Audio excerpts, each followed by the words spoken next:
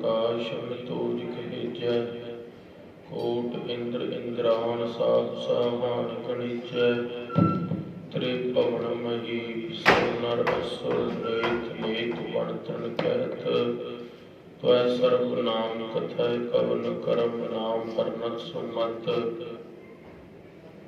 गुरु नानक पद पंकज बंदन पद पंकज बंदन।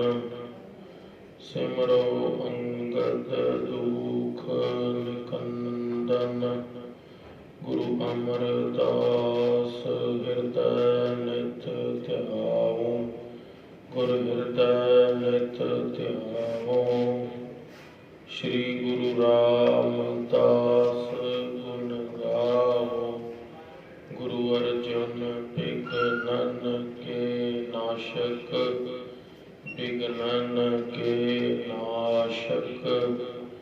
श्री हरगोविंद शिव सुमत प्रकाशक। श्री हर राय नमो कर जोरी। श्री हर कृष्ण मनाओ बहोरी। गुर तेग बहादुर परम कृपाला। परम कृपाला। श्री गुरु गोविंद सिंह बेसाला। तरहु तरा तार पुन पुन सीसा। वाहिगुरु पुन पुन सीसा। बंदो बार बार जगदीशा। एक ओंकारा सतगुरु तेरे प्रसाद सच होए। वाहिगुरु जी की फतेह। विघ्न विनाशन सोए। गुर का शब्द कमाए जिन। जीते पंच विकार। तिन संतन को वंदना। सिर चरणन पर धार। कहाँ बुद्ध प्रभ तुझ हमारी। वर्ण सकै महिमा जो तिहारी। हम न सकत कर सिफत तुम्हारी। आप हो तुम तथा सुधारी। हम न सकत कर सिफत तुम्हारी। आप हो तुम कथा सुधारी। सतनाम श्री वाहिगुरु साहिब जी। सोरठ महला नौवां। प्राणी कौन उपाओ करै। जाते भगत राम की पावै। जम को त्रास हरै। रहाओ कौन कर्म विद्या को कैसी। धर्म कौन पुन कराई करी। कौन नाम गुरु जाकै सिमरै। पवन सागर को तरी। कल मैं एक नाम कृपा निध। जाहे जपै गत पावै। और धर्मता कै सम नाहिन। एह विद भेद बतावै। सुख दुख रहत सदा निर्लेपी। जाको कहत गुसाई। सो तुम ही मह बसै निरंतर।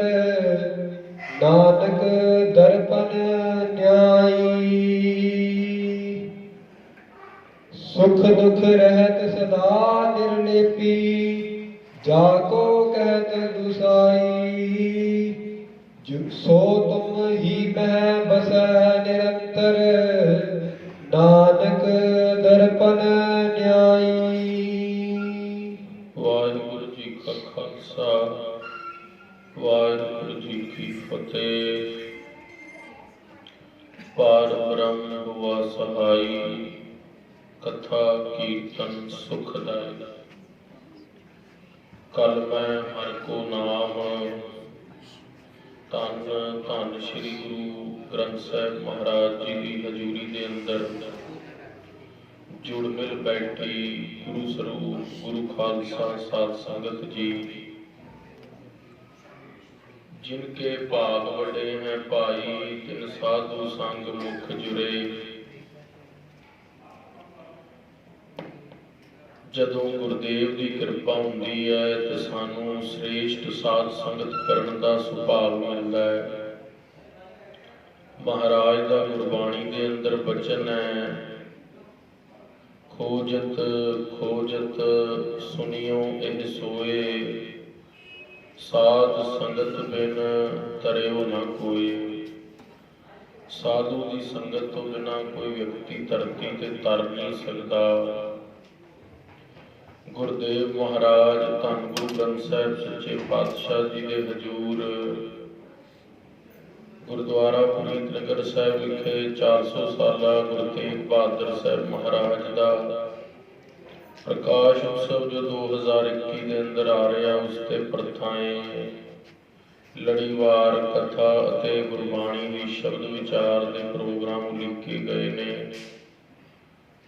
ਆਪ ਨੇ ਪਿਛਲੇ ਪ੍ਰਸੰਗਾਂ ਦੇ ਅੰਦਰ ਸਰਵਣ ਕੀਤਾ ਗੁਰਦੇਵ 9ਵੇਂ ਪਾਤਸ਼ਾਹ ਦਾ ਜਨਮ 1621 ਈਸਵੀ ਗੁਰੂ ਕੇ ਮਹਿਲ ਅੰਮ੍ਰਿਤਸਰ ਸਾਹਿਬ ਵਿਖੇ 1632 ਨੂੰ ਲਾਲ ਚੰਦ ਜੀ ਦੀ ਪੁੱਤਰੀ ਗੁਜਰੀ ਜੀ ਦੇ ਨਾਲ ਆਨੰਦ ਕਾਰਜ ਉਪਰੰਤ 1664 ਵਿਖੇ ਗੁਰਦੇਵ ਮਹਾਰਾਜ ਦਾ ਗੁਰਤਾ ਗੱਦੀ ਤੇ ਬੈਠਣਾ। ਗੁਰਤਾ ਗੱਦੀ ਤੇ ਬੈਠਣ ਤੋਂ ਉਪਰੰਤ ਗੁਰਦੇਵ ਮਹਾਰਾਜ ਨੇ ਵੱਡੇ ਵੱਡੇ ਕੌਤਕ ਕੀਤੇ। ਸਭ ਤੋਂ ਪਹਿਲਾਂ ਸਤਿਗੁਰਾਂ ਨੇ ਬਿਲਾਸਪੁਰ ਰਿਆਸਤ ਦੇ ਅੰਦਰ ਕਹਿਲੂਰ ਦੇ ਲਾਗੇ ਮਹਾਰਾਜ ਬਿਲਾਸਪੁਰ ਇਲਾਕੇ ਦੇ ਅੰਦਰ ਸਤਿਗੁਰਾਂ ਨੇ ਸ਼੍ਰੀ ਅਨੰਦਪੁਰ ਸਾਹਿਬ ਦਾ ਨਗਰ ਵਸਾਇਆ। ਮਹਾਰਾਜ ਨੇ ਪਟਾ ਆਪਣੇ ਮਾਤਾ ਦੇ ਨਾਂ ਕਰਾ ਕੇ ਚੱਕ ਮਾਤਾ ਨਾਨਕੀ ਨਾਂ ਰੱਖਿਆ।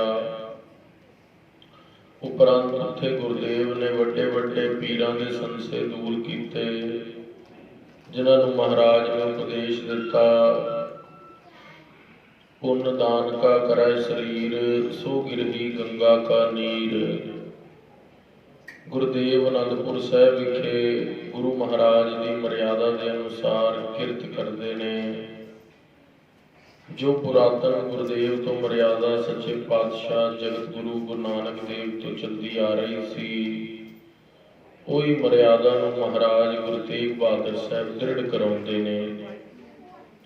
ਤੇ ਜਦੋਂ ਮਹਾਰਾਜ ਮਰਿਆਦਾ ਨੂੰ ਦ੍ਰਿੜ ਕਰਾਉਂਦੇ ਨੇ ਤੇ ਗੁਰਦੇਵ ਮਹਾਰਾਜ ਦੇਖਦੇ ਨੇ ਵੀ ਸੋਢੀ ਬਹੁਤ ਈਰਖਾ ਰੱਖਦੇ ਨੇ। ਸੱਚੇ ਪਾਤਸ਼ਾਹ ਮਹਾਰਾਜ ਦਾ ਭਤੀਜਾ ਧੀਰਮਲ ਸਭ ਤੋਂ ਜ਼ਿਆਦਾ ਈਰਖਾ ਗੁਰਦੇਵ ਦੇ ਨਾਲ ਰੱਖਦਾ ਸੀ, ਜਦ ਕਿ ਮਹਾਰਾਜ ਸੋਢੀਆਂ ਦੀ ਈਰਖਾ ਕਰਕੇ ਨਾ ਤਾਂ ਅੰਮ੍ਰਿਤਸਰ ਸਾਹਿਬ ਵਿਖੇ ਵਸੇ, ਨਾ ਹੀ ਮਹਾਰਾਜ ਸੋਢੀਆਂ ਦੀ ਈਰਖਾ ਕਰਕੇ ਬਕਾਲਾ ਵੀ ਛੱਡ ਦਿੱਤਾ। ਸੱਚੇ ਪਾਤਸ਼ਾਹ ਨੇ ਸੋਚਿਆ ਜੇ ਕਰਤਾਰਪੁਰ ਵਾਪਸ ਗਏ ਮੇਰੇ ਪਿਤਾ ਗੁਰੂ ਹਰਗੋਬਿੰਦ ਸਾਹਿਬ ਦੇ ਸਥਾਨ ਦੇ ਉੱਥੇ ਵੀ ਸੋਢੀ ਈਰਖਾ ਕਰਨਗੇ। ਗੁਰਦੇਵ ਮਹਾਰਾਜ ਨੇ ਅਨੰਦਪੁਰ ਸਾਹਿਬ ਵਸਾ ਲਿਆ। ਅਨੰਦਪੁਰ ਸਾਹਿਬ ਵੀ ਮਹਾਰਾਜ ਦੇਖਦੇ ਨੇ ਬਾਬਾ ਰਾਮ ਰਾਏ ਵੀ ਈਰਖਾ ਰੱਖਦਾ ਹੈ, ਧੀਰਮਲ ਵੀ ਈਰਖਾ ਰੱਖਦਾ ਹੈ, ਕਿਉਂ ਨਾ ਅਸੀਂ ਪੂਰਬ ਦੀ ਯਾਤਰਾ ਦੇ ਵੱਲ ਕੂਚ ਕਰੀਏ। ਪੂਰਬ ਦੇ ਅੰਦਰ ਅਸਾਮ ਵੱਲ ਸੰਗਤਾਂ ਗੁਰਦੇਵ ਨੂੰ ਉਡੀਕ ਰਹੀਆਂ ਸੀ ਬਹੁਤ ਲੰਬੇ ਸਮੇਂ ਤੋਂ, ਜਿਸ ਦੇ ਅੰਦਰ ਚਾਚਾ ਫੱਗੂ, ਬੁਲਾਕੀ ਦਾਸ ਦੀ ਮਾਤਾ, ਰਾਜਾ ਰਾਮ ਰਾਏ, ਹੋਰ ਬੇਅੰਤ ਸਿੱਖ ਅਸਾਮ ਦੇ ਇਲਾਕੇ ਵੱਲ ਗੁਰਦੇਵ ਦੀ ਇੰਤਜ਼ਾਰ ਕਰ ਰਹੇ ਸੀ। ਤੇ ਮਹਾਰਾਜ ਨੇ ਸੋਚਿਆ ਵੀ ਇੱਥੇ ਤਾਂ ਸੋਢੀ ਈਰਖਾ ਕਰਦੇ ਨੇ, ਵੀ ਕਿਉਂ ਨਾ ਅਸਾਮ ਵੱਲ ਚਾਲਾ ਮਾਰੀਏ। ਗੁਰਦੇਵ ਮਹਾਰਾਜ ਸੱਚੇ ਪਾਤਸ਼ਾਹ ਨੇ ਪੂਰਬ ਦਾ ਯਾਤਰਾ ਕਰਨ ਦਾ ਪੂਰਾ ਨਿਸ਼ਚਾ ਬਣਾ ਲਿਆ। ਪੂਰਬ ਦੇ ਅੰਦਰ ਯਾਤਰਾ ਕਰਨ ਦਾ ਪ੍ਰਯੋਜਨ ਸੀ ਵੀ ਇੱਥੇ ਤੀਰਥ ਜਿਹੜੇ ਸੀਗੇ ਉਹ ਤੀਰਥ ਗੁਰਦੇਵ ਮਹਾਰਾਜ ਨੂੰ ਉਡੀਕਦੇ ਸੀ, ਕਿਉਂਕਿ ਤੀਰਥਾਂ ਦੇ ਉੱਤੇ ਲੋਕ ਆਪਣੀ ਮੈਲ ਤਾਂ ਧੋ ਜਾਂਦੇ ਨੇ। ਜਿਵੇਂ ਕੁਰੂਕਸ਼ੇਤਰ ਦੇ ਅੰਦਰ ਬ੍ਰਹਮ ਸਰੋਵਰ ਦੇ ਉੱਤੇ ਲੋਕ ਆ ਕੇ ਇਸ਼ਨਾਨ ਕਰਕੇ ਆਪਣੀ ਮੈਲ ਤਾਂ ਧੋ ਜਾਂਦੇ ਨੇ, ਪਰ ਤੀਰਥ ਤੀਰਥਾਂ ਦੀ ਮੈਲ ਕੌਣ ਧੋਏਗਾ।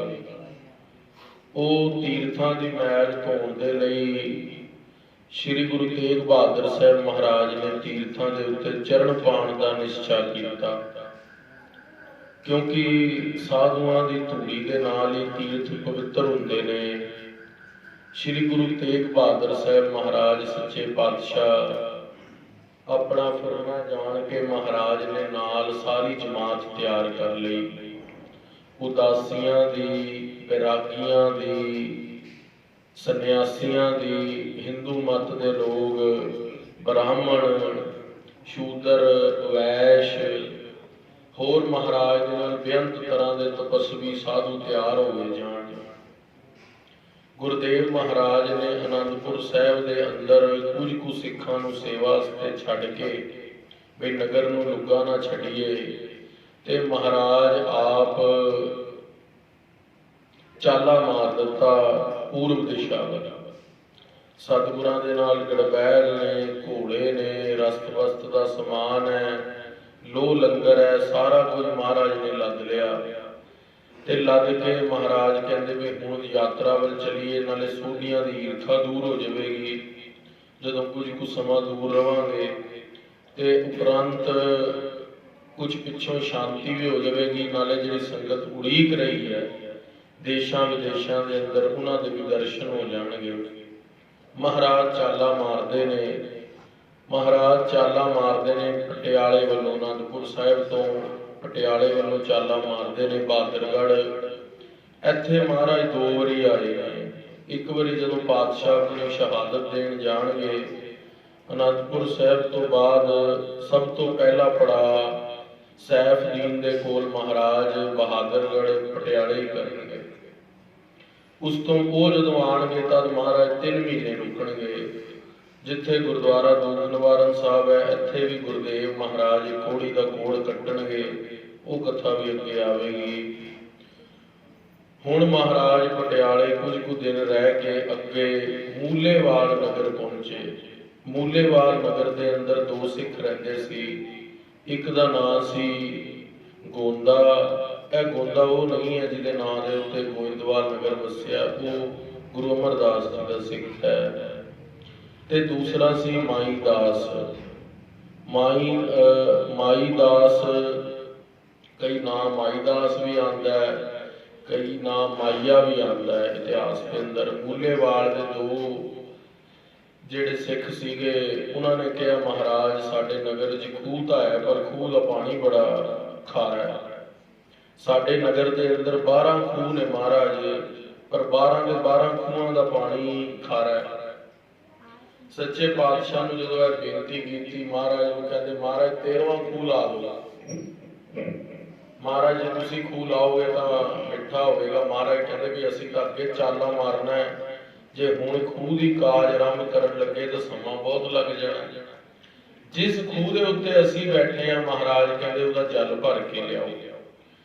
ਮਹਾਰਾਜ 9ਵੇਂ ਪਾਤਸ਼ਾਹ ਦਾ ਬਚਨ ਮੰਨ ਕੇ ਭਾਈ ਮਾਈਆ ਤੇ ਦੂਸਰਾ ਗੋਂਦਾ ਦੋਨੋਂ ਜਲ ਭਰ ਕੇ ਬਾਟੇ ਦੇ ਅੰਦਰ ਲੈ ਆਏ। ਮਹਾਰਾਜ ਕਹਿੰਦੇ ਸਤਨਾਮ ਵਾਹਿਗੁਰੂ ਦਾ ਜਾਪ ਕਰੇਗੀ ਸੰਗਤ ਤੇ ਜਲ ਮਿੱਠਾ ਹੋ ਜਾਵੇਗਾ। ਉਦਾਂ ਹੀ ਹੋਇਆ।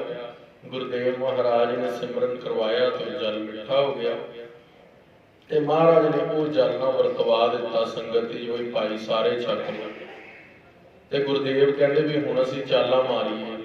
ਅੱਗੋਂ ਭਾਈ ਮਾਈਆ ਤੇ ਗੋਂਦਾ ਬੋਲੇ ਮਹਾਰਾਜ ਵੀ ਤੁਹਾਡੇ ਨਾਲ ਵਚਨ ਹੋਇਆ ਸੀ ਵੀ ਤੁਸੀਂ ਖੂਹ ਲਾਓਗੇ, ਇੱਥੇ ਖਾਰਾ ਪਾਣੀ ਹੈ, ਸਾਡੇ ਲੰਗਰ ਪ੍ਰਸ਼ਾਦੇ ਲਈ ਛਕਣ ਲਈ ਦਿੱਕਤ ਆਉਂਦੀ ਹੈ। ਮਹਾਰਾਜ ਕਹਿੰਦੇ ਵੀ ਜਲ ਤਾਂ ਮਿੱਠਾ ਹੋ ਗਿਆ। ਭਾਈ ਮਾਈਆ ਤੇ ਗੋਂਦਾ ਬੋਲੇ ਮਹਾਰਾਜ ਜਲ ਤਾਂ ਬਾਟੇ ਦਾ ਮਿੱਠਾ ਹੋਇਆ। ਮਹਾਰਾਜ ਕਹਿੰਦੇ ਵੀ ਤੁਸੀਂ ਖੂਹ ਦਾ ਛਕ ਕੇ ਦੇਖਿਆ ਜਾ ਕੇ? ਕਿਹਾ ਮਹਾਰਾਜ ਨਹੀਂ ਦੇਖਿਆ। ਮਹਾਰਾਜ ਕਹਿੰਦੇ ਫਿਰ ਜਾਓ ਲੈ ਕੇ ਆਓ ਖੂਹ ਦਾ ਜਲ। ਉਹ ਖੂਹ ਦਾ ਜਲ ਲੈ ਕੇ ਆਉਂਦੇ ਨੇ। ਉਹ 12ਵੇਂ ਖੂਹ ਦਾ ਜਲ ਜਿਹੜਾ ਹੁੰਦਾ ਜਿੱਥੇ ਸਤਿਗੁਰੂ ਬੈਠੇ ਸੀ ਉਹ ਪੂਰਾ ਹੀ ਮਿੱਠਾ ਹੋ ਜਾਂਦਾ। ਆਖਣਾ ਕਰੋ ਸਤਨਾਮ। ਉਪਰੰਤ ਗੁਰਦੇਵ ਮਹਾਰਾਜ ਨੂੰ ਕਹਿੰਦੇ ਨੇ ਮਹਾਰਾਜ ਵੀ 11 ਖੂਹ, ਮਹਾਰਾਜ ਕਹਿੰਦੇ ਵੀ ਉੱਥੇ ਦਾ ਉਹ ਪਾਣੀ ਖਾਰਾ ਹੀ ਰਹੇਗਾ। ਤੇ ਮੂਲੇਵਾਲ ਨਗਰ ਦਾ ਇੱਕੋ ਇੱਕ ਖੂਹ ਹੈ ਜਿਹਦਾ ਪਾਣੀ ਮਿੱਠਾ ਹੈ, ਬਾਕੀ ਸਾਰਿਆਂ ਦਾ ਖਾਰਾ ਹੈ। ਅੱਜ ਤੇ ਹੁਣ ਪਤਾ ਨਹੀਂ ਹੁਣ ਪ੍ਰੈਜ਼ੈਂਟ ਸਿਚੁਏਸ਼ਨ ਕੀ ਹੈ, ਇਤਿਹਾਸਕਾਰਾਂ ਨੇ ਤਾਂ ਗੱਲ ਲਿਖੀ ਹੈ। ਉਪਰੰਤ ਗੁਰੂ ਤੇਗ ਬਹਾਦਰ ਸਾਹਿਬ ਮਹਾਰਾਜ ਨਗਰੋ ਨਗਰੀ ਹੁੰਦੇ ਹੋਏ ਬੇਅੰਤ ਸਥਾਨਾਂ ਤੇ ਉਠਦੇ ਤੇ ਸੰਗਤਾਂ ਨੂੰ ਨਾਮ ਦਾ ਉਪਦੇਸ਼ ਦਿੰਦੇ ਨੇ, ਸਿੱਖੀ ਦਾ ਉਪਦੇਸ਼ ਦੇ ਕੇ ਤਾਰਦੇ ਨੇ। ਸ਼੍ਰੀ ਗੁਰੂ ਤੇਗ ਬਹਾਦਰ ਸਾਹਿਬ ਮਹਾਰਾਜ ਸੱਚੇ ਪਾਤਸ਼ਾਹ ਨਗਰੋ ਨਗਰੀ ਹੁੰਦੇ ਹੋਏ ਜਿੱਥੇ ਵੀ ਜਾਂਦੇ ਸੰਗਤਾਂ ਨੂੰ ਕਿਰਤ ਕਰੋ, ਨਾਮ ਜਪੋ ਤੇ ਵੰਡ ਕੇ ਛਕੋ ਦਾ ਉਪਦੇਸ਼ ਦਿੰਦੇ ਨੇ। ਤੇ ਗੁਰਦੇਵ ਨੌਵੇਂ ਪਾਤਸ਼ਾਹ ਮਹਾਰਾਜ ਇਹੀ ਉਪਦੇਸ਼ ਦਿੰਦੇ ਹੋਏ ਨਗਰੋ ਨਗਰੀ ਸੰਗਤਾਂ ਦੇ ਨਾਲ ਜਾ ਰਹੇ ਨੇ, ਨਾਮ ਜਪਦੇ ਕੀਰਤਨ ਕਰਦੇ। ਅੱਗੋਂ ਇੱਕ ਨਗਰ ਆ ਗਿਆ ਸੂਲਵਾਲ। ਉਹ ਸੂਲਵਾਲ ਨਗਰ ਦੇ ਅੰਦਰ ਦੋ ਚੋਰ ਸੀਗੇ। ਜੋ ਵੀ ਲੋਕ ਨਗਰ ਤੋਂ ਨਿਕਲਦੇ ਸੀ ਨਾ, ਉਹ ਉਸਦੇ ਚੋਰੀ ਪੱਕਾ ਕਰਨੀ, ਉਹਨੇ ਪੱਕੇ ਡਕੈਤ ਸੀਗੇ। ਸੂਲਵਾਲ ਨਗਰ ਦੇ ਲੋਕ ਜਿਹੜੇ ਸੀਗੇ ਉਹਨਾਂ ਨੇ ਸੋਚਿਆ ਬਈ ਕੋਈ ਬੜੀ ਭਾਰੀ ਸੰਗਤ ਜਾ ਰਹੀ ਹੈ, ਅਸੀਂ ਪ੍ਰਸ਼ਾਦਾ ਪਾਣੀ ਲੈ ਕੇ ਨਿਕਲੀਏ। ਪਰ ਮਹਾਰਾਜ ਨੇ ਸ਼ਹਿਰ ਤੋਂ ਥੋੜਾ ਜਿਹਾ ਪਹਿਲੇ ਹੀ ਡੇਰਾ ਲਾ ਲਿਆ ਤੇ ਰਾਤ ਪੈ ਗਈ ਸੀ, ਸ਼ਾਮਾਂ ਪੈ ਗਈਆਂ ਸੀਗੀਆਂ ਤੇ ਉੱਥੇ ਦੇ ਦੋ ਚੋਰ ਸੀਗੇ, ਇੱਕ ਹਿੰਦੂ ਸੀ, ਇੱਕ ਮੁਸਲਮਾਨ ਸੀ। ਉਹ ਚੋਰਾਂ ਨੇ ਕਿਹਾ ਵੀ ਇਹ ਰਾਤ ਇੱਥੇ ਰੁਕ ਜਾਣ ਤਾਂ ਅਸੀਂ ਜਾ ਕੇ ਨਗਰ ਦੇ ਅੰਦਰ ਚੋਰੀ ਕਰ ਲਵਾਂਗੇ। ਨਗਰ ਦੇ ਅੰਦਰ ਚੋਰੀ ਕਰਕੇ ਤੇ ਜਿਹੜੇ ਆ ਵਜ਼ੀਰ ਜਾ ਰਿਹਾ, ਉਹਨਾਂ ਨੂੰ ਨਹੀਂ ਪਤਾ ਸੀ ਵੀ ਗੁਰੂ ਤੇਗ ਬਹਾਦਰ ਸਾਹਿਬ ਦਾ ਵਜ਼ੀਰ ਜਾ ਰਿਹਾ।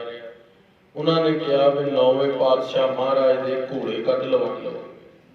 ਸ਼੍ਰੀ ਗੁਰੂ ਤੇਗ ਬਹਾਦਰ ਸਾਹਿਬ ਮਹਾਰਾਜ ਰਾਤ ਨੂੰ ਆਰਾਮ ਕੀਤਾ ਤੇ ਉਹ ਜਿਹੜਾ ਤੁਰਕ ਤੇ ਹਿੰਦੂ ਝਾੜਾਂ ਦੇ ਓਹਲੇ ਹੋ ਕੇ ਬਹਿ ਗਏ। ਜਦੋਂ ਝਾੜਾਂ ਦੇ ਓਹਲੇ ਹੋ ਕੇ ਬੈਠੇ ਤੇ ਜਿਹੜਾ ਮੁਸਲਮਾਨ ਸੀ ਨਾ, ਉਹ ਮੂਹਰੇ ਜਾ ਹੋਇਆ ਵੀ ਦੇਖਣ ਲਈ ਵੀ ਨਗਰ ਦੇ ਅੰਦਰ ਲੋਕ ਤਾਂ ਸਾਰੇ ਸੋ ਗਏ ਨੇ ਤੇ ਜਿਹੜਾ ਵਜ਼ੀਰ ਹੈ ਇਹ ਵੀ ਸੋ ਗਿਆ ਸਾਰਾ। ਤੇ ਜਦੋਂ ਨਿਗਾਹ ਮਾਰੀ ਤਾਂ ਉਹਨੂੰ ਇੱਕ ਬੜਾ ਭਾਰੀ ਭਯੰਕਰ ਬੱਬਰ ਸ਼ੇਰ ਦਿਖਿਆ। ਉਹ ਡਰ ਕੇ ਨਾ ਵਾਪਸ ਝਾੜਾਂ 'ਚ ਆ ਕੇ ਆਪਣੇ ਹਿੰਦੂ ਦੋਸਤ ਨੂੰ ਕਹਿੰਦਾ ਯਾਰ ਆਪਾਂ ਚੋਰੀ ਨਹੀਂ ਕਰਨੀ। ਉਹ ਕਹਿੰਦਾ ਕੀ ਹੋ ਗਿਆ ਵੀ ਅਸੀਂ ਤਾਂ ਹਰ ਵਾਰੀ ਚੋਰੀ ਕਰਦੇ ਆ, ਤੇਰਾ ਮਨ ਕਿਉਂ ਬਦਲ ਗਿਆ? ਉਹ ਕਹਿੰਦਾ ਵੀ ਮੈਂ ਇਹ ਗੱਲ ਜਾਣਦਾ ਹਾਂ ਵੀ ਇਹ ਜਿਹੜੇ ਬੰਦੇ ਆਏ ਨੇ ਨਾ ਨਗਰ ਦੇ ਅੰਦਰ, ਇਹ ਕੋਈ ਦਰਗਾਹੀ ਰੂਹਾਂ ਨੇ ਤੇ ਮੈਨੂੰ ਬੜੇ ਭਾਰੀ ਸ਼ੇਰ ਦੇ ਦਰਸ਼ਨ ਹੋਏ ਨੇ, ਮੈਂ ਤਾਂ ਡਰ ਗਿਆ, ਮੈਂ ਨਹੀਂ ਕਰਨੀ ਚੋਰੀ, ਮੈਂ ਤਾਂ ਘਰ ਵਾਪਸ ਚੱਲਿਆ। ਉਹ ਨਾਲ ਜਿਹੜਾ ਹਿੰਦੂ ਸੀ ਉਹ ਕਹਿੰਦਾ ਹੌਸਲਾ ਰੱਖ, ਵੀ ਕੀ ਹੋ ਗਿਆ ਤੈਨੂੰ? ਕਈ ਵਾਰੀ ਘਬਰਾਹਟ ਹੋ ਜਾਂਦੀ ਹੈ, ਹਨੇਰੀ ਰਾਤ ਹੈ, ਸੁਪਨਾ ਤੇਰਾ, ਵੈਸੇ ਕੋਈ ਗੱਲ ਨਹੀਂ ਹੈ, ਤੂੰ ਡਰ ਨਾ, ਆਪਾਂ ਘੋੜੇ ਲੈ ਕੇ ਜਾਵਾਂਗੇ, ਘੋੜੇ ਵਧੀਆ ਨਸਲ ਨੇ ਇਹਨਾਂ ਦੇ ਨਾਲ। ਤੇ ਘੋੜੇ ਲੈ ਕੇ ਜਾਣ ਦਾ ਵਿਉਂਤ ਬਣਾ ਲਿਆ, ਪਰ ਉਹ ਤੁਰਕ ਨਹੀਂ ਮੰਨਿਆ। ਉਹ ਮੁਸਲਮਾਨ ਵਾਪਸ ਘਰ ਚਲਾ ਗਿਆ, ਉਹਨੂੰ ਬਿਨਾਂ ਦੱਸੇ ਨਿਕਲ ਗਿਆ ਪਿੱਛੋਂ ਦੇ ਪਿੱਛੇ। ਫਿਰ ਉਹ ਜਿਹੜਾ ਹਿੰਦੂ ਸੀ ਉਹਨੇ ਕਿਹਾ ਵੀ ਮੈਂ ਤਾਂ ਚੋਰੀ ਕਰੇ ਬਿਨਾਂ ਨਹੀਂ ਜਾਵਾਂਗਾ, ਮੈਂ ਤਾਂ ਗੁਰੂ ਤੇਗ ਬਹਾਦਰ ਸਾਹਿਬ ਦੇ ਘੋੜੇ ਘੱਟੋ ਘੱਟ ਇੱਕ ਤੇ ਲੈ ਕੇ ਜਾਵਾਂ ਨਾ ਆਪਣੇ ਵਾਸਤੇ, ਘਰ ਵਾਸਤੇ। ਨੌਵੇਂ ਪਾਤਸ਼ਾਹ ਮਹਾਰਾਜ ਦਾ ਘੋੜਾ ਜਿਹੜਾ ਸੀਗਾ ਬਿਲਕੁਲ ਮਹਾਰਾਜ ਦੀ ਸਵਾਰੀ ਦਾ ਘੋੜਾ, ਉਹਨੇ ਜਦੋਂ ਬਿਲਕੁਲ ਰਾਤ ਦੇ ਜਿਸ ਤਰ੍ਹਾਂ 2-3 ਵਜੇ ਜਦੋਂ ਸਿਆਲ ਦੇ ਅੰਦਰ ਠੰਡ ਹੋ ਜਾਂਦੀ ਹੈ, ਬਿਲਕੁਲ ਰਾਤੀ 1-1:30 ਵਜੇ ਨਾ ਉਹ ਘੋੜਿਆਂ ਦੇ ਕੋਲ ਪਹੁੰਚ ਗਿਆ। ਮਹਾਰਾਜ ਅੰਤਰਯਾਮੀ ਸੀ, ਜਾਣਦੇ ਸੀ ਚੋਰ ਆਇਆ ਤੇ ਗੁਰਦੇਵ ਦੇ ਹੁਕਮ ਦੇ ਅੰਦਰ ਹੀ ਨੇ ਸਾਰੀ ਕੁਦਰਤ ਹਲਕੀ ਹਲਕੀ ਕਣੀਆਂ ਪੈਣ ਲੱਗ ਪਈਆਂ ਤੇ ਉਸ ਕਣੀਆਂ ਕਰਕੇ ਨਾ ਮਹਾਰਾਜ ਨੇ ਆਪਣੇ ਨੇਤਰ ਖੋਲ ਲਏ। ਇੰਨੀ ਦੇਰ ਨੂੰ ਘੋੜੇ ਵਾਲੇ ਨੇ ਸੋਚਿਆ ਵੀ ਕਿਤੇ ਪੈਰਾਂ ਦੀ ਆਹਟ ਹੋਈ ਹੈ, ਕੋਈ ਉੱਠ ਕੇ ਮੈਨੂੰ ਫਾੜ ਹੀ ਨਾ ਲਏ। ਉਹਨੇ ਫਟਾਫਟ ਘੋੜਾ ਕੱਢਿਆ, ਉਸਦੇ ਉੱਤੇ ਕਾਠੀ ਪਾਈ, ਕਾਠੀ ਪਾ ਕੇ ਧੀਰੇ ਧੀਰੇ ਘੋੜੇ ਉਹਨਾਂ ਨਗਰ ਦੇ ਵੱਲ ਲੈ ਕੇ ਜਾਣ ਲੱਗ ਪਿਆ, ਕੱਚੀ ਸੜਕ ਵੱਲ ਵੀ, ਜੰਗਲਾਂ ਵੱਲ ਬਾਹਰ ਕੱਢ ਲਵਾਂਗਾ। ਗੁਰਦੇਵ ਮਹਾਰਾਜ ਕਹਿੰਦੇ ਵੀ ਕੋਈ ਨਹੀਂ, ਥੋੜਾ ਜਿਹਾ ਹੋਰ ਅੱਗੇ ਨਿਕਲ ਜਾਵੇ। ਫੇਰ ਉੱਠ ਕੇ ਸਿੱਖ ਨੂੰ ਕਿਹਾ ਵੀ ਭਾਈ ਘੋੜੇ ਕਿੱਥੇ ਨੇ? ਲਿਆ ਮਹਾਰਾਜ ਉਹਦਾ ਘੋੜੇ ਲਿਆਂਦੇ ਵੀ ਜਾ ਖੁੱਲੀ। ਉਹਨੇ ਜਾ ਕੇ ਦੇਖਿਆ ਵੀ ਘੋੜਾ ਹੈ ਨਹੀਂ। ਕਹਿੰਦਾ ਮਹਾਰਾਜ ਵੀ ਘੋੜੇ ਤੇ ਚੋਰ ਲੈ ਗਏ, ਘੋੜਿਆਂ ਦੀ ਪੈਰਾਂ ਦੀ ਪੋੜ ਵੀ ਹੈ ਤੇ ਇੱਕ ਹੋਰ ਬੰਦੇ ਦੇ ਪੈਰਾਂ ਦੀ ਪੋੜ ਵੀ ਹੈਗੀ ਹੈ, ਕੋਈ ਬੰਦਾ ਘੋੜੇ ਚੋਰੀ ਕਰਕੇ ਲੈ ਗਿਆ। ਮਹਾਰਾਜ ਕਹਿੰਦੇ ਵੀ ਪਿੱਛੇ ਪਿੱਛੇ ਜਾਓ, ਪਤਾ ਕਰੋ ਵੀ ਕੌਣ ਹੈ ਜਿਹੜਾ ਘੋੜੇ ਚੋਰੀ ਕਰਕੇ ਲੈ ਗਿਆ। ਵੀ ਗੁਰੂ ਘਰ ਦਾ ਸੰਗਤ ਦੀ ਮਾਇਆ ਹੈ, ਨਾਲੇ ਅਸੀਂ ਅੱਗੇ ਵੀ ਜਾਣਾ ਹੈ ਵੀ ਘੋੜਾ ਬੜਾ ਕੀਮਤੀ ਹੈ, ਵਧੀਆ ਘੋੜਾ, ਕੌਣ ਚੋਰੀ ਕਰਕੇ ਲੈ ਗਿਆ ਪਤਾ ਕਰੋ। ਸ਼੍ਰੀ ਗੁਰੂ ਤੇਗ ਬਹਾਦਰ ਸਾਹਿਬ ਮਹਾਰਾਜ ਦੇ ਉਹ ਜਿਹੜਾ ਸਿੱਖ ਸੀ ਘੋੜੇ ਦੀ ਭਾਲ ਦੇ ਲਈ ਨਗਰ ਦੇ ਅੰਦਰ, ਉਹ ਜਿੱਥੇ ਘੋੜਿਆਂ ਦੀ ਪੈੜ ਜਾ ਰਹੀ ਸੀ ਪਿੱਛੇ ਪਿੱਛੇ ਚੱਲ ਗਿਆ। ਕੋਈ ਕਣੀਆਂ ਪਈਆਂ ਸੀ, ਕਣੀਆਂ ਪੈ ਜਾਣ ਤੇ ਹੋਰ ਨਿਸ਼ਾਨ ਪੱਕਾ ਬਣ ਜਾਂਦਾ ਮਿੱਟੀ ਦੇ ਉੱਤੇ। ਕਰਦੇ ਕਰਦੇ ਇੱਕ ਜਗ੍ਹਾ ਤੇ ਆ ਕੇ ਨਿਸ਼ਾਨ ਮਿਟ ਗਏ। ਉੱਥੇ ਹੁਣ ਅੱਗੇ ਕੋਈ ਦਿਖਦਾ ਵੀ ਅੱਗੇ ਰਾਹ ਨਹੀਂ ਦਿਸਦਾ। ਹੁਣ ਬਹੁਤ ਸਾਰੇ ਰਾਹ ਜਾਂਦੇ ਨੇ ਵੀ ਜੰਗਲ ਦੇ ਅੰਦਰ ਕਿੱਥੇ ਜਾਈਏ। ਲੱਭਿਆ ਥੋੜੀ ਜਿਹੀ ਅੱਗੇ ਜਾ ਕੇ ਸਿੱਖਾਂ ਨੇ ਘੋੜਾ ਲੱਭਿਆ ਨਹੀਂ, ਵਾਪਸ ਮਹਾਰਾਜ ਕੋਲ ਆ ਗਿਆ। ਰਾਤ ਦਾ ਵੇਲਾ ਹੀ ਸੀਗਾ। ਮਹਾਰਾਜ ਕਹਿੰਦੇ ਵੀ ਕੋਈ ਗੱਲ ਨਹੀਂ, ਆਸਾਂ ਦੀ ਵਾਰ ਦਾ ਕੀਰਤਨ ਕਰੋ, ਸਵੇਰੇ ਘੋੜਾ ਆਪੇ ਹੀ ਸਾਡੇ ਕੋਲ ਆ ਜਾਏਗਾ, ਟੈਨਸ਼ਨ ਨਹੀਂ। ਸ਼੍ਰੀ ਗੁਰੂ ਤੇਗ ਬਹਾਦਰ ਸਾਹਿਬ ਮਹਾਰਾਜ ਆਸਾਂ ਦੀ ਵਾਰ ਲਾਈ, ਆਨੰਦ ਦੇ ਨਾਲ ਬਾਣੀ ਪੜ੍ਹ ਰਹੇ ਸੀ ਤੇ ਸਵੇਰੇ ਮਹਾਰਾਜ ਕਹਿੰਦੇ ਵੀ ਉਹ ਘੋੜੇ ਵਾਲਾ ਨਾ ਤੁਹਾਨੂੰ ਉਡੀਕਦਾ ਫਲਾਣੀ ਥਾਂ ਦੇ ਉੱਤੇ। ਸਾਰਿਆਂ ਨੇ ਸੋਚਿਆ ਵੀ ਮਹਾਰਾਜ ਨੇ ਰਾਤੀ ਜੇ ਪਤਾ ਹੁੰਦਾ ਰਾਤੀ ਦੱਸ ਦਿੰਦੇ, ਅਸੀਂ ਰਾਤੀ ਘੋੜਾ ਲੈ ਆਉਂਦੇ ਜਾ ਕੇ। ਸ਼੍ਰੀ ਗੁਰੂ ਤੇਗ ਬਹਾਦਰ ਸਾਹਿਬ ਮਹਾਰਾਜ ਦੀ ਗੱਲ ਵੱਡੀ ਕਰਕੇ ਸਿੱਖ ਭਾਲਣ ਗਏ। ਦੇਖਿਆ ਇੱਕ ਬੰਦਾ ਨਾ ਪੈਰਾਂ ਦੇ ਭਾਰ ਬੈਠਾ ਤੇ ਘੋੜਾ ਨਾਲ ਹੀ ਖੜਾ ਤੇ ਘੋੜਾ ਦੀ ਅੱਖਾਂ ਦੇ ਉੱਤੇ ਪੱਟੀ ਬੰਨੀ ਹੋਈ ਤੇ ਜਾ ਕੇ ਸਿੱਖਾਂ ਨੇ ਉੱਥੋਂ ਧੌਣ ਤੋਂ ਫੜ ਲਿਆ। ਕਿਹਾ ਵੀ ਘੋੜਾ, ਕਹਿੰਦਾ ਜੀ ਮੈਂ ਜੇ ਭੱਜਣਾ ਹੁੰਦਾ ਤਾਂ ਮੈਂ ਤਾਂ ਹੁਣ ਤੇ ਚਲੇ ਜਾਣਾ ਸੀ, ਤੁਸੀਂ ਮੈਨੂੰ ਮਾਰੋ ਕੁੱਟੋ ਨਾ, ਜਿਨ੍ਹਾਂ ਦਾ ਘੋੜਾ ਨਾ ਮੈਨੂੰ ਉਹਨਾਂ ਦੇ ਕੋਲ ਲੈ ਜਾਓ। ਚਲੋ ਜੀ, ਘੋੜੇ ਮਹਾਰਾਜ ਗੁਰੂ ਤੇਗ ਬਹਾਦਰ ਸਾਹਿਬ ਦਾ ਸੀਗਾ। ਵਾਪਸ ਜਿੱਥੇ ਮਹਾਰਾਜ ਦਾ ਸ਼ਿਵਰ ਸੀ ਉੱਥੇ ਹੀ ਲੈ ਗਏ। ਜਦੋਂ ਘੋੜਾ ਲੈ ਕੇ ਪਹੁੰਚੇ ਨੌਵੇਂ ਪਾਤਸ਼ਾਹ ਮਹਾਰਾਜ ਦੇ ਕੋਲ ਤੇ ਨਾਲ ਉਹ ਚੋਰ ਵੀ ਹੈ, ਨਾਲ ਸਿੱਖ ਸੰਗਤ ਵੀ ਹੈ ਤੇ ਮਹਾਰਾਜ ਕਹਿੰਦੇ ਵੀ ਭਾਈ ਤੂੰ ਭੱਜਿਆ ਕਿਉਂ ਨਹੀਂ? ਕਹਿੰਦਾ ਮਹਾਰਾਜ ਤੁਸੀਂ ਅੰਤਰਯਾਮੀ ਹੋ। ਮੈਂ ਨਾ ਜਦੋਂ ਘੋੜਾ ਲੈ ਕੇ ਕੁਝ ਅੱਗੋਂ ਕਮੀਲ ਨਿਕਲਿਆ, ਤੁਹਾਡੇ ਨਗਰ ਤੋਂ ਬਾਹਰ ਵੱਲ ਹੋ ਰਿਹਾ ਸੀ ਤੇ ਮੇਰੇ ਨੇਤਰਾਂ ਦੀ ਰੋਸ਼ਨੀ ਚਲੀ ਗਈ। ਆਖਣਾ ਕਰੋ ਸਤਨਾਮ। ਤੇ ਮਹਾਰਾਜ ਹੁਣ ਮੇਰੇ ਨੇਤਰਾਂ ਦੀ ਰੋਸ਼ਨੀ ਚਲੀ ਗਈ। ਮੈਂ ਸੋਚਿਆ ਵੀ ਜੇ ਮੈਂ ਘੋੜਾ ਲੈ ਕੇ ਜਾਵਾਂਗਾ, ਮੇਰੇ ਨੇਤਰ ਹੈ ਨਹੀਂ, ਮੇਰੇ ਤੋਂ ਐਡਾ ਕੀਮਤੀ ਘੋੜਾ ਕੋਈ ਅੱਗੋਂ ਖੋਹ ਲਵੇ, ਅੱਗੋਂ ਤੁਸੀਂ ਲੋਕ ਮੈਨੂੰ ਫੜ ਲਓ, ਮੈਂ ਡਰਦਾ ਮਾਰਾ ਵੀ ਘੋੜੇ ਤੋਂ ਵੀ ਜਾਵਾਂ, ਆਪਣੀ ਜਾਨ ਤੋਂ ਵੀ ਜਾਵਾਂ। ਮੈਂ ਇਸ ਨਗਰ ਦੇ ਅੰਦਰ ਹੀ ਰੁਕ ਗਿਆ ਵੀ ਮੈਂ ਅੱਗੇ ਨਹੀਂ ਘੋੜਾ ਲੈ ਕੇ ਗਿਆ। ਸ਼੍ਰੀ ਗੁਰੂ ਤੇਗ ਬਹਾਦਰ ਸਾਹਿਬ ਮਹਾਰਾਜ ਨੂੰ ਕਹਿੰਦਾ ਮਹਾਰਾਜ ਪਰ ਕੋਈ ਕਰਾਮਾਤ ਸੀ ਤੁਹਾਡੇ ਘੋੜੇ ਦੇ ਅੰਦਰ ਹੀ। ਜਿਵੇਂ ਮੈਂ ਘੋੜਾ ਖੋਲਿਆ ਸੀ ਤੇ ਮੈਨੂੰ ਲੱਗਿਆ ਹਨੇਰਾ ਹੈ। ਮੈਂ ਘੋੜਾ, ਉਹਨਾਂ ਦਾ ਰਾਹ ਆਪਣੇ ਨਗਰ ਦਾ ਪਤਾ ਹੀ ਹੁੰਦਾ, ਜਿਵੇਂ ਹੁਣ ਆਪਾਂ ਪ੍ਰੀਤ ਨਗਰ ਤੋਂ ਆਪਣੇ ਘਰ ਵੱਲ ਹੀ ਜਾਣਾ ਹੋਵੇ ਤੇ ਕੋਈ ਔਖਾ ਨਹੀਂ ਹੈ ਜੇ ਸਾਨੂੰ ਹਨੇਰਾ ਜ਼ਿਆਦਾ ਵੀ ਹੋ ਜਾਏਗਾ। ਤੇ ਉਹਨੂੰ ਲੱਗਿਆ ਸ਼ਾਇਦ ਵੀ ਬਾਹਰ ਹਨੇਰਾ ਹੈ, ਮੈਂ ਤਾਂ ਘੋੜਾ ਲੈ ਕੇ ਜਾਈ ਗਿਆ। ਪਰ ਮੈਨੂੰ ਇਹ ਨਹੀਂ ਪਤਾ ਸੀ ਜਦੋਂ ਹੀ ਮੈਂ ਘੋੜਾ ਖੋਲਿਆ ਸੀ ਨੇਤਰਾਂ ਦ੍ਰਿਸ਼ਟੀ ਤਾਂ ਮੇਰੀ ਤਦੇ ਚਲੀ ਗਈ ਸੀ। ਸ਼੍ਰੀ ਗੁਰੂ ਤੇਗ ਬਹਾਦਰ ਸਾਹਿਬ ਮਹਾਰਾਜ ਕਹਿੰਦੇ ਵੀ ਸਾਧੂ ਮਹਾਤਮਾਵਾਂ ਦੀਆਂ ਚੀਜ਼ਾਂ ਚੋਰੀ ਨਹੀਂ ਕਰੀਦੀਆਂ ਹੁੰਦੀਆਂ, ਉਹਨਾਂ ਨੂੰ ਤਾਂ ਭੇਟਾ ਦੇਈਦੀ ਹੁੰਦੀ ਹੈ। ਸਾਰ ਕਿਤਾਵਲੀ ਇੱਕ ਗ੍ਰੰਥ ਹੈ, ਪੰਡਿਤ ਹਰਦਿਆਲ ਜੀ ਨੇ ਲਿਖਿਆ, ਉਹਦੇ ਅੰਦਰ ਵਚਨ ਆਉਂਦਾ ਹੈ ਗੁਰ ਸੇਵਾ ਵਾ ਧਰਮ ਕਰ, ਵਿਦਿਆ ਵਿਦਿਆ ਹੋਏ, ਤ੍ਰਿਤੀ ਹੇਤ ਵਿਦਿਆ ਵਧੇ, ਚੌਥੇ ਹੇਤ ਨਾ ਕੋਏ। ਜੇ ਕਿਸੇ ਗੁਰੂ ਦੇ ਕੋਲ ਵਿਦਿਆ ਪੜ੍ਹਨੀ ਹੋਵੇ ਨਾ, ਉਹਦੇ ਤਿੰਨ ਤਰੀਕੇ ਹੁੰਦੇ ਨੇ। ਇੱਕ ਤਾਂ ਪਹਿਲਾਂ ਗੁਰੂ ਦੀ ਸੇਵਾ ਕਰੇ, ਗੁਰੂ ਦੀ ਮੁੱਠੀ ਚਾਂਪੀ ਕਰੇ, ਗੁਰੂ ਦੇ ਪੈਰ ਘੁੱਟੇ, ਕੇਸਾਂ ਨੂੰ ਤੇਲ ਲਾਵੇ, ਗੁਰੂ ਦੇ ਲਈ ਸਿਆਲਾਂ ਦੇ ਅੰਦਰ ਠੰਡਾ ਜਲ, ਨਾ ਗੁਰੂ ਨੂੰ ਨਹਾਣਾ ਪਏ ਗਰਮ ਜਲ ਕਰਕੇ ਦਵੇ, ਜਿਸ ਤੋਂ ਵਿਦਿਆ ਪੜ੍ਹਨੀ ਹੋਵੇ। ਵਾਹ ਧਰਮ ਦਾ ਜਾਂ ਦੂਸਰਾ ਤਰੀਕਾ ਵੀ ਪੈਸੇ ਦੇ ਦਿਓ, ਜਿਵੇਂ ਅੱਜ ਹੁੰਦਾ ਕਾਲਜਾਂ ਯੂਨੀਵਰਸਿਟੀਆਂ ਦੇ ਅੰਦਰ ਆਪਾਂ ਪੜ੍ਹਾਉਂਦੇ ਹਾਂ ਤੇ ਸਾਨੂੰ ਬੱਚੇ ਸਕੂਲ ਫੀਸ ਦਿੰਦੇ ਨੇ ਯੂਨੀਵਰਸਿਟੀ ਦੇ ਅੰਦਰ, ਅੱਗੋਂ ਫਿਰ ਸਾਨੂੰ ਤਨਖਾਹ ਮਿਲਦੀ ਹੈ, ਉਹ ਦੂਸਰਾ ਤਰੀਕਾ ਹੈ। ਤੀਜਾ ਤਰੀਕਾ ਹੈ ਵਿਦਿਆ ਵਿਦਿਆ ਹੋਏ, ਵੀ ਤੁਹਾਨੂੰ ਪੰਜਾਬੀ ਆਉਂਦੀ ਹੈ ਤੇ ਉਹਨੂੰ ਅੰਗਰੇਜ਼ੀ ਆਉਂਦੀ ਹੈ ਤੇ ਵਿਦਿਆ ਦਾ ਆਦਾਨ ਪ੍ਰਦਾਨ ਕਰ ਲਈ, ਵੀ ਆਪਸ ਦੇ ਅੰਦਰ ਵਿਦਿਆ ਬਦਲ ਲਈਏ। ਪਰ ਅੱਜ ਵਾਲੇ ਵਿਦਿਆਰਥੀ ਕਹਿੰਦੇ ਨੇ ਵੀ ਫ੍ਰੀ ਪੜ੍ਹਾ ਦਿਓ ਸਾਨੂੰ। ਤਾਂ ਕਥਾ ਤੋਂ ਉੱਠ ਕੇ ਨਿਕਲੀਏ ਨਾ ਬਾਹਰੋਂ, ਪਹਿਲਾ ਪ੍ਰਸ਼ਨ ਪੁੱਛਣਗੇ ਜੀ ਇਹ ਕਿਸ ਤਰ੍ਹਾਂ। ਉਹ ਵੈਸੇ ਚਲੋ ਮੈਂ ਆਪਣੇ ਤੇ ਗੱਲ ਨਹੀਂ ਲੈ ਰਿਹਾ, ਕੋਈ ਜਰਨਲ ਗੱਲ ਤੁਹਾਨੂੰ ਦੱਸ ਰਿਹਾ ਵੀ ਕੋਈ ਸਾਧੂ ਮਹਾਤਮਾ ਆਣ ਨਾ ਗੁਰਦੁਆਰੇ, ਉਹਨਾਂ ਨੂੰ ਟੁੱਟ ਕੇ ਆਪਣੇ ਪ੍ਰਸ਼ਨ ਲੈ ਕੇ ਨਾ ਪੈ ਜਾਇਆ ਕਰੋ। ਮਰਿਆਦਾ ਨਹੀਂ ਹੈ ਗੁਰੂ ਘਰ ਦੀ। ਗੁਰੂ ਘਰ ਦੀ ਮਰਿਆਦਾ ਹੈ ਵੀ ਪਹਿਲੇ ਸਾਧੂ ਮਹਾਤਮਾ ਦੀ ਕੋਈ ਸੇਵਾ ਕਰੀਏ, ਉਹਨੂੰ ਕੋਈ ਪ੍ਰਸ਼ਾਦਾ ਬਣਾ ਕੇ ਦਈਏ, ਤਾਂ ਕੋਈ ਗੱਲ ਪੁੱਛੀਏ। ਅੱਜ ਫਟ ਪੁੱਛਣ ਲੱਗ ਜਾਂਦੇ ਨੇ ਮਹਾਰਾਜ ਸਾਡਾ ਆਹ ਸਵਾਲ ਹੈ ਜੀ ਦੱਸੋ, ਖੜੇ ਪੈਰ ਹੁਣੇ ਦੱਸੋ। ਉਹਨਾਂ ਨੂੰ ਕੋਈ ਸੇਵਾ ਕਰੋ, ਕੋਈ ਉਹਨਾਂ ਦੀ ਚਾਕਰੀ ਕਰੋ, ਤਾਂ ਤਰੀਕਾ ਹੁੰਦਾ ਗੱਲ ਪੁੱਛਣ ਦਾ ਪ੍ਰੇਮ ਦੇ ਨਾਲ। ਸੋ ਮਹਾਰਾਜ ਕਹਿੰਦੇ ਗੁਰ ਸੇਵਾ ਵਾ ਦਰਬ ਕਰ, ਵਿਦਿਆ ਵਿਦਿਆ ਹੋਏ, ਤ੍ਰਿਤੀ ਹੇਤ ਵਿਦਿਆ ਵਧੇ, ਚੌਥੇ ਹੇਤ ਨਾ ਕੋਏ। ਇਹ ਤਰੀਕੇ ਕਰਨ ਦੇ ਨਾਲ ਵਿਦਿਆ ਵੱਧਦੀ ਹੈ, ਵਰਨਾ ਵਿਦਿਆ ਵੱਧਦੀ ਨਹੀਂ।